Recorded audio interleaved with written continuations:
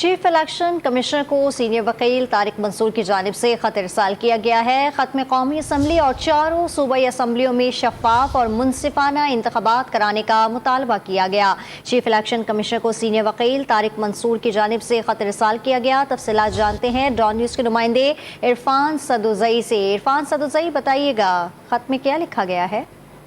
جی، طارق منصور senior advocate ہیں اور یہ کانسٹیٹیوشنل اور ہیومن رائٹس ایکسپرٹ ہیں۔ انہوں نے آج چیف الیکشن کمشنر سکندر سلطان راجہ کو خط ارسال کیا ہے اور اس میں انہوں نے ایک بہت ہی اہم قانونی نقطہ اٹھایا۔ انہوں نے کہا ہے کہ 4 مہینے پہلے الیکشن کمیشن کو الیکشن پلان جاری کرنا ہے، جس کے تحت انہیں بتانا ہے کہ خاص کر کے حلقہ بندیاں کیسے ہوں گی، اس کے علاوہ جو سیکیورٹی کے ایشوز ہیں، فنڈز کے ایشوز ہیں، اس کے علاوہ الیکشن سمبلز ہیں، یہ پورا ایک پلان ہوتا ہے۔ یہ الیکشن کمیشن نے جاری کرنا ہے، جو الیکشن کمیشن نے جاری نہیں کیا، اور یہ ان کے اینڈ کے اوپر ایک بہت بڑی نااہلی ہے اور یہ قانونی فلا ہے جس کو سپریم کورٹ بھی نہیں دیکھ رہا، اور باقی بھی جو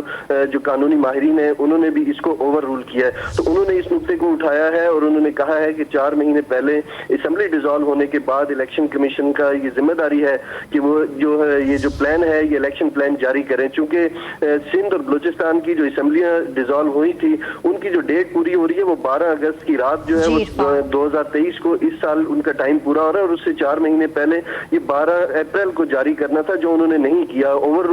لک کیا ہے، جس کی انہیں جو ہے وہ